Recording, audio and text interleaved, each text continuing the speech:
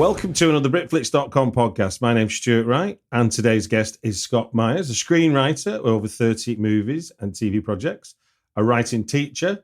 His blog, Go Into Story, is official screenwriting blog of The Blacklist. And on top of that, you're a best-selling author with his book, The Protagonist's Journey, an introduction to character-driven screenwriting and storytelling. Welcome to the podcast, Scott. Great to be here, Stuart. My pleasure, my pleasure. Now, we're going to do 3 films that have impacted everything in your adult life in the second half of this podcast. But before we do that, let us talk about your book, The Protagonist's Journey. I want to do this in reverse, if I can, for my first question, before going into details about what's in the book. And it's a question I ask documentarians when they've finished doing a documentary, and I think it's applicable when people write books, because we go into a project as sort of with one perception, and then we come out of having completed the project maybe with some new perceptions or new ideas. So what for you were the biggest lessons in storytelling that you gained from pulling a book together like this? Because obviously you come at it as an experienced screenwriter, an experienced teacher, and so on. But I just wonder for yourself, what were your big lessons you took from putting this book together? So the publisher, Palgrave Macmillan, which is a London-based publishing company, it's been around since the 1850s. When we were in discussion about writing this book, which, by the way, I had no intention of doing, but they asked me to look at what textbooks film schools were using. And I was like, well, there's definitely a gap there for something that focuses on character writing. They asked me to do 2 things. One was to include television series, because most books focus either on film or TV. Frankly, most do film. And the second thing was to make sure that it included contemporary references, because young students nowadays, I mean, I teach at the DePaul University here in Chicago, undergrad and grad. You can't be assured that they're going to have seen Casablanca, or Some Like It Hot, or So, but contemporary titles, something that is relevant to them. So I, as part of this process, it was a 20-month process of writing. And before that, I did a considerable amount of research, watching a lot of TV series. And not that I don't watch contemporary movies, but focusing on them and doing an analysis and whatnot. And so the takeaway I had from that is that the principles of the book about character-driven screenwriting and the importance of the protagonist, their role in the storytelling process, extends throughout the history of film and into TV series. There are some TV series where characters don't change, but basically most TV series over the course of seasons, the protagonist in particular goes through some sort of character arc. So that was one important lesson, and I was actually gratified to realize that these ideas are rather timeless. A high-profile screenwriter who I won't name because he's not here for right reply. He says that screenwriting can't be taught. Now, as somebody of a certain vintage who took up screenwriting, I'm talking about myself now, later in life, and is moving on quite nicely. Thank you very much. I've been taught. I've been taught myself to screenwrite. Getting hold of a book like yours and thinking of someone who's wanting to learn screenwriting, what do you think makes a good screenwriting student? A good screenwriting student? Yeah. Well, let me back into that by responding to the unnamed writer. I think in Hollywood, we talk about the note under the note. You get a script note. There's often, that's not really the note. The note is what's under the note. Yeah. I appreciate people who say that, the how-to screenwriting books and whatnot, that's a path you shouldn't go down. Okay, I can hear that. But I think the note under the note is you can't teach screenwriting. You can't teach creativity. You can't teach each individual's unique voice. They've got to find that themselves. Now, you can nurture that along as a teacher and encourage them to explore different styles, different genres, encourage them. My office is a block from one of the great art museums in the world, the Art Institute here in Chicago. And I encourage my students, take a break, go absorb art, Listen, read poetry. The Chicago Symphony Orchestra's headquarters is a block away. Go listen to the CSO. Experience life. Now that stuff you can't teach. They have to do that on their own. But I would humbly disagree with that writer that screenwriting you can teach in terms of theory, in terms of practice. There are very practical ways in which they can approach, a writer can approach the process of breaking story, of working with characters and using that to drive that process. My book has over 30 endorsements from professional screenwriters, including Oscar winners. And so, I humbly, that writer can have their opinion, but clearly there are people who are in the business who respect and resonate with what my book is about. No, I mean, it certainly wasn't attacking your book. It was just because I find it a fascinating theory as someone that came from nothing to be able to screenwrite. And it's like, well, and I think you're right. I think one of the hardest lessons I found once I understood screenwriting as a craft actually was the creativity part of it, which is how do you keep going to the well, or how do you create situations that give you a well to go and draw on ideas, create ideas, develop ideas. That's where the artist is born. That's where the voice is found, isn't it? Where you're no longer just trying to do a facsimile of that thing that you love. Suddenly you're finding inspiration in what excites you. I don't necessarily buy the idea of the adage of write what you know. I think write what excites you, because you're going to need enthusiasm for the time it's going to take from starting a screenplay, and if you get lucky for it to be made into a TV show or a film. Yeah, there's a writer I know who had a great observation about that write what you know. And he said he preferred this way of referring to it: write what you know emotionally. Yeah. Write what your experiences. If you have an experience of a childhood experience of separation anxiety, like deep separation anxiety, you can take that and run with that in any genre, any story concept, right? But that emotionally. You may not know floating around Jupiter in a spaceship, right? None of us knows that, but you can make that up through research and whatnot. But the emotional experience of the characters, that's stuff that you can carry forward. So again, that goes back to this idea of focusing on the characters and having them drive the process. And I think as well, I think sometimes, and I think you touched on it with the how-to element to it. I think that, which is why I asked the question, what do you think makes a good student? Because I think that to learn anything like screenwriting, painting, playing the trumpet, whatever it is, it's time spent doing it that's going to make you better. There's no fast track to be in front and center at Carnegie Hall, is there? There's no fast track to being up in the Tate Gallery, and there's no fast track to being an Oscar-winning screenwriter. It's not, and there's no guarantees of any of that, even if you try hard. No, that's exactly right. You have to go into it. You mentioned this about something you'd be excited about. I start off every course I teach. I begin the class session, like the first day. I write on the board, this may be the most important thing you take away from this class, and maybe the only thing you remember. Follow your bliss. That comes from Joseph Campbell, who I studied when I was back in college at the University of Virginia. It was part of a mythology segment we were doing. I was in the religious studies department, the honors program, and we were studying mythology. And Campbell's book, The Hero of a Thousand Faces, I read it back in 1974. But the point of the hero's journey, as far as Campbell was concerned, is the hero goes through a transformation. And in that transformation process, they discover something that's authentic within them. And then they embrace that, and that becomes the empowering element that transforms them psychologically. And so this idea of follow your bliss is that which excites you, that which energizes you, that ennobles you, that you feel you've got a talent for it, something that enlivens you, that you want to share with the world.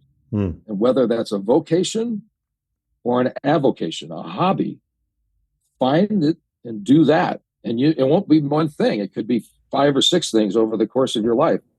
I left graduate school and did music for 7 years, stand-up comedy for 2 years, screenwriting for as long as I've been doing this, and teaching. Each time it was something that was enlivening to me and interesting to me. So follow your bliss is absolutely something that I think is an invaluable lesson. And it plays directly into the story crafting process. If you look at the protagonist's journey, 9 times out of 10, and I'm just making that number up, the protagonist goes through a transformation, what I call the unity arc, where they start off in a state of disunity. They're not living an authentic life. As Joseph Campbell says at the beginning of the hero's journey, they are just making do. They need to change. And so they go on this journey. The reason why, what Campbell calls the call to adventure, Hollywood, they call it the inciting incident. The reason why that happens is because it has to happen. This goes back to someone who heavily influenced Campbell, Carl Jung, the founder of analytical psychology. He is quoted as, when an inner situation happens outside is fate, which is a mind-blowing concept, and it's at the heart of my book, is that there is a synergy, a connectivity between the inner state of the character, the protagonist, and the outer state of the plot and the characters with whom they intersect. That inciting incident is not random. It's the universe saying, you cannot continue to live like this. This is not your authentic life. We are going to present challenges and tests to you that's going to force you to go inside yourself and find that bliss element, and that's going to transform you along the way. So that's my little thumbnail sketch of what the protagonist's journey is about. So when people open up the book, is this a series of lessons to develop you as a writer within the book, or is this a book that you can dip in to areas to help you be better at character-driven screenwriting and storytelling? So it's 3 parts, 3-act structure. That's how I structured it. That works. Each part's got 7 chapters, so it's very nicely, organized and balanced and whatnot. It's possible to jump to part 3. Part 3 is based on a way to break story that's character-driven. I say this book is not so much a how-to book as it is a why-to book. Why to focus on your characters and immerse yourself in their lives and have them drive the process. So it is possible in part 3 to focus on that, because it's a very practical way of starting with what I call the protagonist character treatment, these 8 questions you ask right up at the beginning, and then work your way through a process where you end up with a scene-by-scene outline or a treatment or a beat sheet. But there's a way of breaking story where you don't start with plot. You start with character, and you immerse yourself in their lives, and you're not even thinking plot.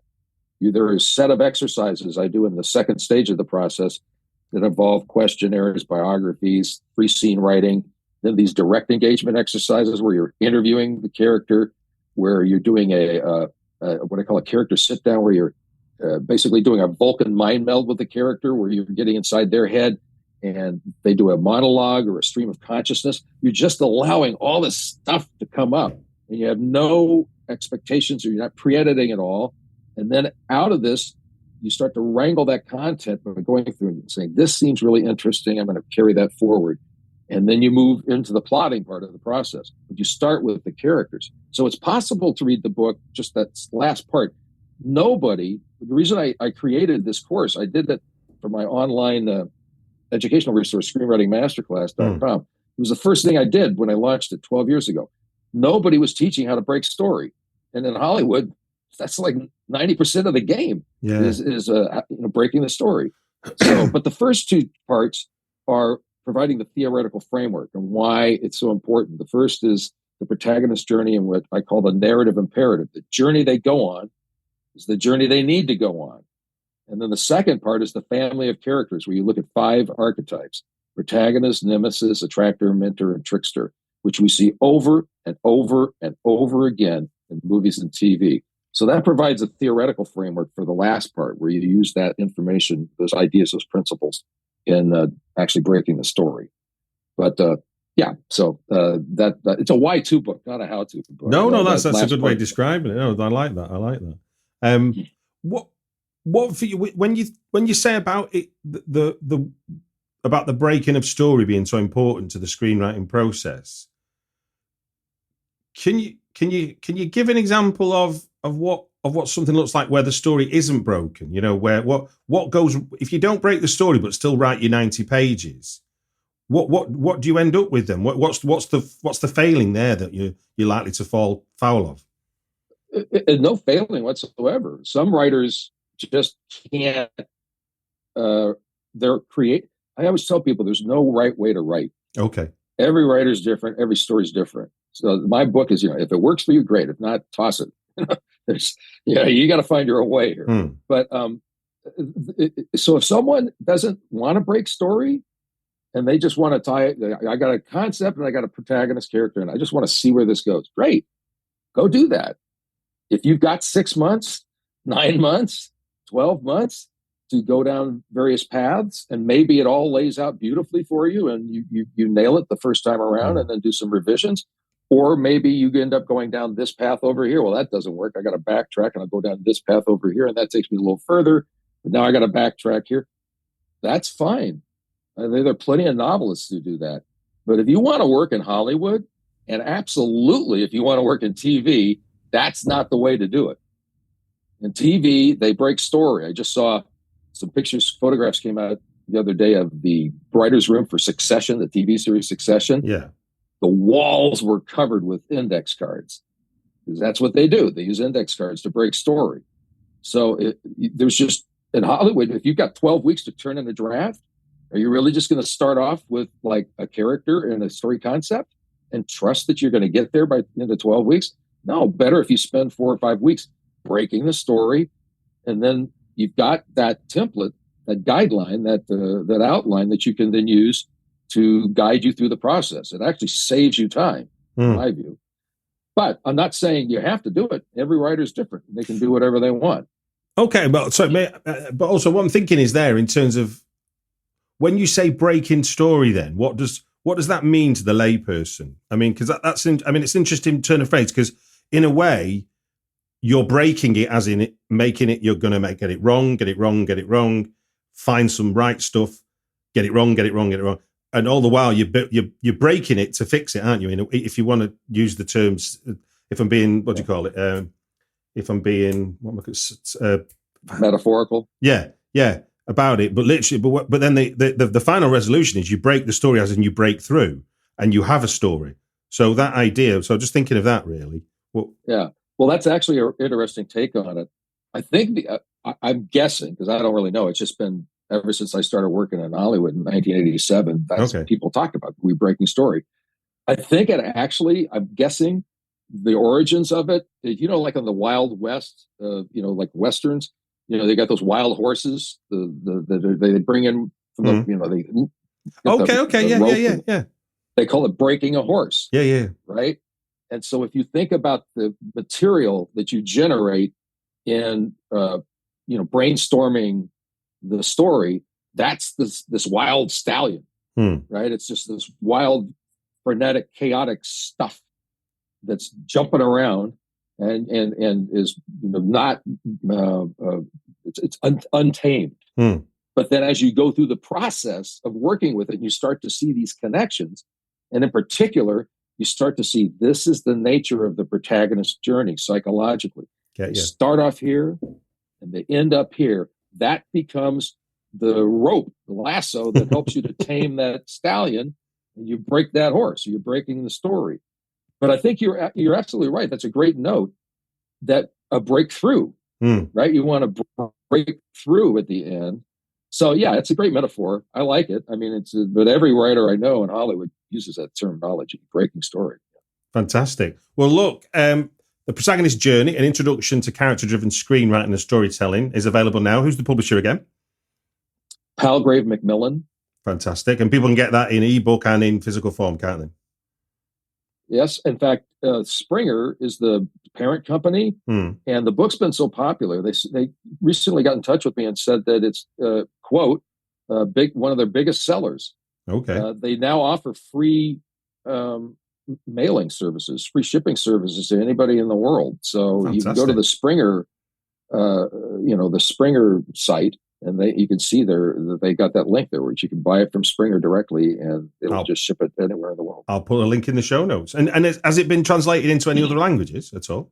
They're talking about that. Fantastic. It's actually going to be featured. Palgrave Macmillan's going to this big exposition in Europe and Germany in October, and they're bringing the book along with other popular ones, and they're talking about having it translated. That's the bit. I presume that'll be the big Frankfurt Book Conference. That's a big old event. That's the one. I think that's like Cannes for books. Yeah, I guess I'm not a book guy, so I didn't know. It's like, okay, it sounds good. Great. Well, look, sir, let us move into the 3 films that have impacted everything in adult life. For those people that haven't heard this before, I'll just do a quick overview of the rules. Scott has given me 3 films, 3 titles, and we're going to talk about each one of those for 5 minutes maximum. An alarm will go off after 5 minutes, and it will sound like this. Save on O'Reilly Brake Parts Cleaner. Get 2 cans of O'Reilly Brake Parts Cleaner for just $8. Valid in-store only at O'Reilly Auto Parts. O'Reilly Auto Parts. So, without further ado, does that sound like the rules are simple enough to you? Oh, yeah. I'm ready to go. Fantastic. Right. 5 minutes and counting on Billy Wilder's The Apartment from 1960. Where does that feature in your film memories? Why is that an impactful film for you? Well, I would have to ground this in saying that most of my adult life has been involved with screenwriting and movies. I just have been a movie fan forever. And Billy Wilder is my favorite filmmaker. Billy Wilder had such an incredible range of movies that he did across genres. The Apartment is my favorite movie. To me, it's like the perfect script, and it was co-written with his longtime partner, Izzy Diamond, I-A-L Diamond. In 1959, they came out with Some Like It Hot. So think of those 2 movies. It's amazing, back to back. It's amazing. 1960. It is amazing, right? And The Apartment, which won several Academy Awards, including Best Original Screenplay, is a really unique film. It is very hot topic in 1960 to be talking about sexual politics in the office place. It was like Mad Men way before Mad Men. Yeah. And also, it was a dark comedy. It's funny, but it's got, they're dealing with issues of suicide. Oh, it's tar black, isn't it? It's absolutely tar black. Yeah, very dark. And so to hit that tone and just stay on it, scene after scene, they just nailed the tone perfectly. And just stayed right on top of it. So that is a really important lesson for me. And with all my students, I say, when you're going through that first couple of drafts, that's one of the key aspects of your journey of discovery. What's the tone? What's the tone and the feel and the atmosphere of the thing? So the fact that they did it so beautifully in that movie is a real object lesson for me. But the premise of it is very simple. Again, you can have simple ideas and have great stories because the characters are so complex. The basic premise of it is a Manhattan insurance clerk tries to rise in his company, corporate advancement, by letting its executive use his apartment for trysts. So he gives his key and it starts floating around. And now all of a sudden, his apartment is being used by these 4 upper middle management guys. And then eventually his boss, the head of the CEO. So it's a very simple premise, right? But the characters are so specific and so complex. There's also dramatic irony all over the place. Like Baxter doesn't know, that's the protagonist, doesn't know that Sheldrake, who's his boss, is having an affair with Fran, who Baxter's pining for. Yeah. So he doesn't know that for a long time. The revelation of that is amazing. That scene is one of the greatest scenes ever, where he opens up that compact and sees the cracked mirror and realizes it's no exposition, just visual exposition. No, right? Not a word of dialogue, is there? It just it just hits him, right? Fran doesn't know that Baxter, he's got the apartment where she's having the affair with Sheldrake until later on, right? And then the neighbors, Mr. and Mrs. Dreyfus, Dr. Dreyfus, they think all the partying going on in Baxter's apartment is Baxter. it's all these other guys who are getting there and turning on the record and drinking and going and having their sexual picadillos with these other people. So there's all this interesting, fun, dramatic irony going on. And then I'll end it with this note. Dr. Dreyfus is this little character in the story. He's probably in 5 or 6 scenes. He's very important at one point because when Fran has stayed over at Baxter's place and has attempted to commit suicide, he helps bring her back. But it's more important thematically because he says to Baxter, thinking that Baxter's this party boy, you know what you need to do, Baxter? You need to be a mensch, a human being, he says to him, right? And that sets up beautifully. Baxter could go the corporate greed route and lose his soul and become like Sheldrake, or he could discover his mensch. That's that bliss thing that's inside him, that authentic nature. And when he finally quits at the end, that's my last point. When he finally quits at the end, Sheldrake says, "What's gotten into you?" He says, "You know what? Following doctor's orders, become a mensch. You know what that is? A human being." And he walks out. There's so many great moments in this movie. It's such a wonderful story. The apartment is an inspiration to me always. And as a central, he's really interesting as a central protagonist because on one level, you could view him as a loser, and obviously, from the signal to the audience is this loser needs to grow. But in some senses, being a loser is often things happening to you as opposed to you actively doing anything about life. But I think that the film tackles that really well because you see him thwarted every time he tries to do something he's always thwarted. And now the bell's going. You'd be glad to learn. I'll finish my question. My point, is that I just think it's really interesting because the losers are very hard. I mean, I think it's a hard character to write, and I think obviously Billy Wilder's just done it in such an amazing, and as you've just done it in an amazing fashion. Yeah, well, in Hollywood they have that thing about you don't want to be a passive protagonist, right? And so often losers kind of are in that vein. But I don't look at Baxter being a passive. He's a reactive protagonist. He's constantly having things come at him, and it's only in the very, very end where he says, "I quit," that he becomes proactive. And then in the end, gets the girl. Indeed. Right then, second choice is, and I'll cite the writer on this one rather than the director, given we're talking screenwriting. Michael Arndt's feature film debut, I think it was, Little Miss Sunshine from 2006. Do you want to talk to us about that film and why that's what impact that has on you? Well, first of all, Mike Arndt is one of, I think, contemporary screenwriting's gifts. He's not only a great screenwriter, he does these wonderful videos. He talks about the keys to a beginning of a story and the keys to an ending of a story and whatnot. They're amazing. So he's a real benefit to the screenwriting community. He's also an inspiration. As I understand it, he was Matthew Broderick's assistant. Yes, he was for several years. Yeah, and had been writing some screenplays on the side, but then he quit and said, "I'm going to give myself a year, to kind of make it." And he wrote Little Miss Sunshine, and he wrote it, I think, like 3 or 4 days, and then spent a year rewriting it. Well, it turned out to be one of the most wonderful indie films, that I can remember, and I love it. I've seen it many times. He won an Academy Award for Best Original Screenplay, and so that's an inspiration in and of itself. Just the fact that someone had an idea, followed their passion on it, wrote it, then spent an entire year rewriting it, getting it whipped into shape, and then it panned out very well. So it's a simple plot. The family determined to get their young daughter into the finals of a beauty pageant. They take a cross-country trip in this troubled VW bus. So it's simple. It's a hero's journey. It's like literally going from here to there. But it's a great example of character-driven storytelling because each character, aside from Olive, the little girl, is a flawed, wounded type figure. The grandfather is like addicted to snorting heroin. Frank is recuperating from, attempted suicide. And so there's that going on. And my students, I always tell them, simple plot, complex characters. That's if you can do that, you're in good hands. Also, there's an interesting construction to it. Like you'd say, well, who's the protagonist in the story? You'd think, well, maybe Olive, because it's her goal to perform in the beauty pageant. I don't see it that way. I see her as the central character.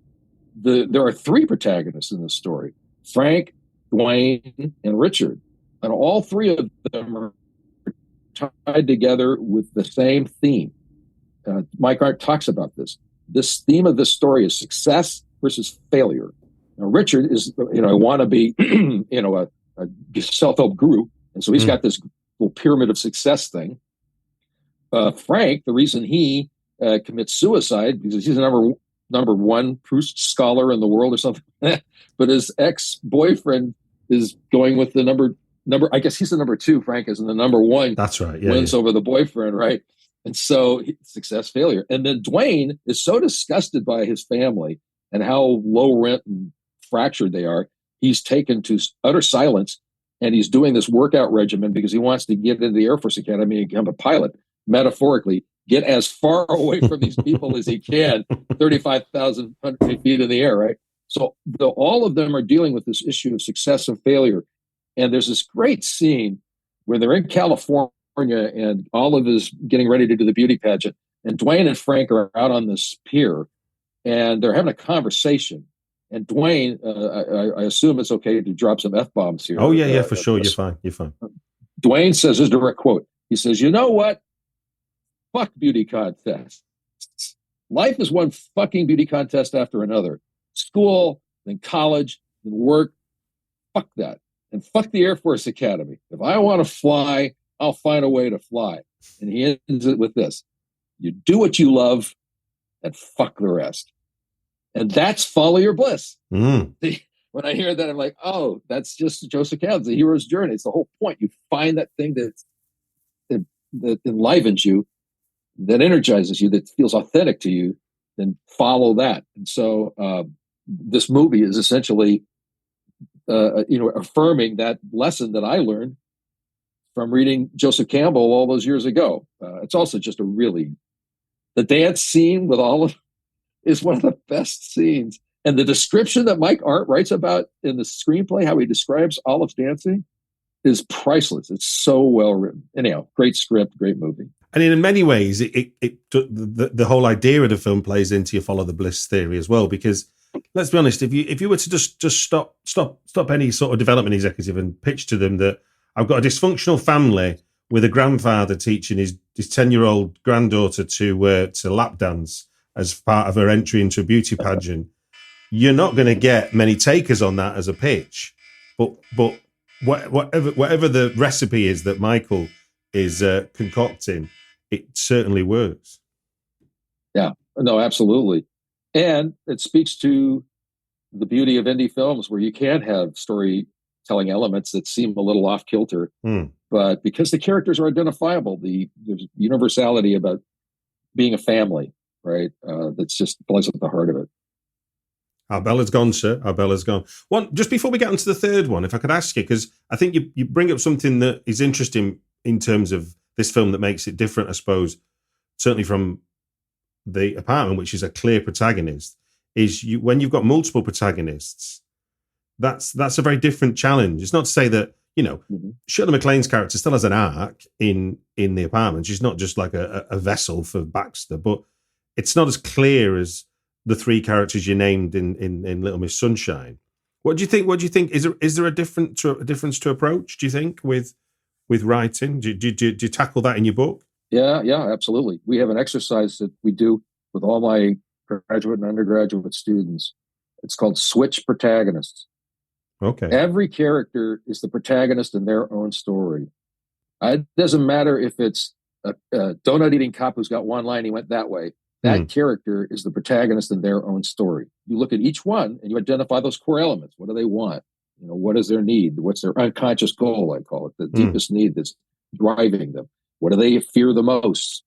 What's the synthesis of want and need? Why does this story have to happen to this character at this time? These are all key questions that we ask in that protagonist character treatment, the very first stage in the breaking story thing. So you switch protagonists, and it's a great way for you to humanize each of those characters. It's really important when you're dealing with nemesis characters There's a great quote, which is even bad guys have moms. Well, okay, so get to know them, as a protagonist in their own world, because that's their experience. So yeah, switch protagonist, great exercise. Fantastic. Right then, finally, we're going to go look at some animation. 2009's Up, a more recent film. What for you is the impact of that? I mean, it's in my mind, it's almost like a perfect film. I mean, I don't know how they've managed to string us along. No matter how many times you watch it, you still fall for it, and it's just a wonderfully constructed piece of storytelling. But do you want to talk about it from where it impacts on you? Well, so I have two children. They're now adults, but it took a while to get our second child out into the world. But they spanned the entirety of their childhoods. Basically, spanned the emergence of Pixar. Like my little boy Will at the time was like 4 years old when Toy Story came out, and so I probably wouldn't have watched these Pixar movies like I did, but because I had these kids, I was going to see these Pixar films. And they're great storytellers. They just are, Mary Coleman was a friend. She's now moved on from Pixar, but she was their head of story for many years. And I interviewed her and got to know her. We did some events at the Austin Film Festival together. By the way, Up is her favorite of the Pixar films. So when we talked about their process, it's character-driven process. It makes sense. They're animators. They're drawing characters all the time, right? So that really is at the heart of what they're doing. I'm a huge Pixar fan. Of course, Mike Arndt wrote Toy Story 3, and he's been heavily involved with Pixar. So that's another thing. Yeah. The plot, again, is very simple. This old guy, Carl Fredricksen, is hell-bent on getting this house with balloons on it and fly it to Paradise Falls, which was where his wife, Ellie, who has died, like literally in the first 10 minutes, you learn that she has died. I mean, what? This is a family movie, but it works. Yeah. And he's trying to get it to Paradise Falls, which was always her dream. So again, another journey movie, right? And then all these complications happen along the way. It's such a terrific character-driven piece. He has a very defined want. His conscious goal is to get the house on top of Paradise Falls, but that's not what he needs. What he needs is to have, I call it a resurrection story. He's essentially lifeless at the beginning of the story, life-less. He's just stringing out the days of his life because Ellie's gone and it's meaningless. And he needs to get in touch with that adventurous spirit we saw in the very first scene where he's a little kid and admired and wanted to be an adventurer. And of course, Ellie is the perfect metaphor for that. And so he needs to come back to life. He needs to be enlivened. He needs to be able to know that he can love again. And so all the characters he meets, Russell is a surrogate attractor character. He takes the place of Ellie, fills that void.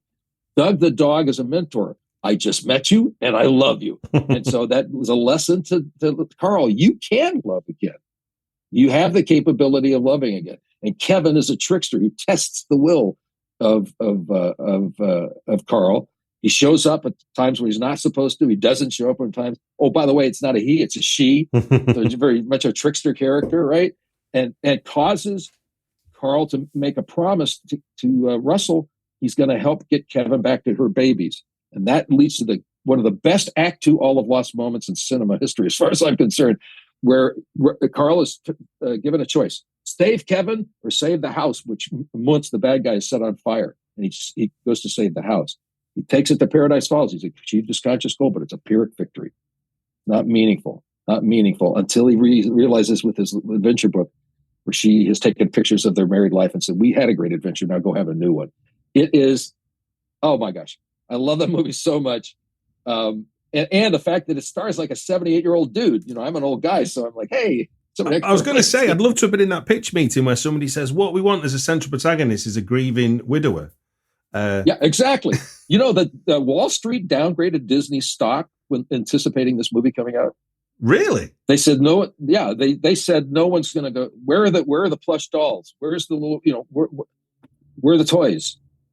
Who's going to go see a movie where the protagonist is a 70-year-old guy whose wife dies? But it did $700 million worldwide. Yeah, what do Wall Street know, eh?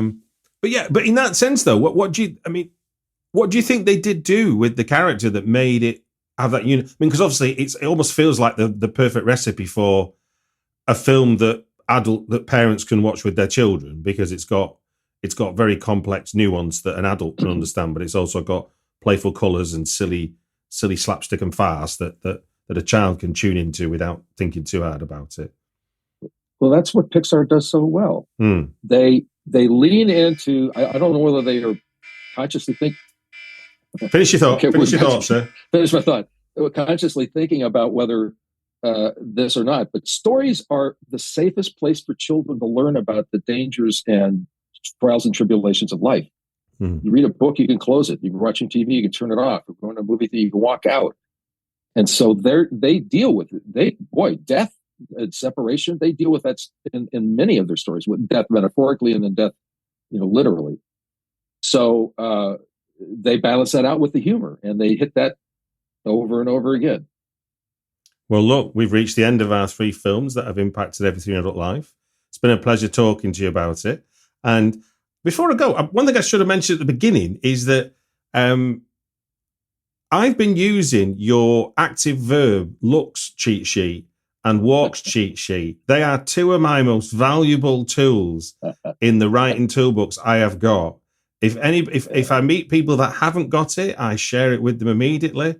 It is an amazing resource. Just those 2 alone, let alone other stuff that you've blogged about. So I'm really grateful to be able to thank you personally for what use that's been to me, I can tell you. Yeah, well, when you're talking scene description, your friends, your allies, your best allies are verbs, active, strong, visual verbs. So yeah, looks and walks. I tell my students, okay, first draft, I don't mind. But once you get into that polished draft, go through and look at those lists. 90 words for looks, 115 words for walks, right? No, fantastic. Well, look, the Protagonist Journey, an introduction to character-driven screenwriting storytelling, is out now. People can get that as an ebook and as a physical book. I'll put a link in the show notes to where people can get it delivered for free. And it just gives me to say thank you very much for joining us on the Britflix podcast. Well, thanks a lot. I so much enjoyed talking to you, and I loved just the opportunity to relive 3 of these films that are so meaningful to me.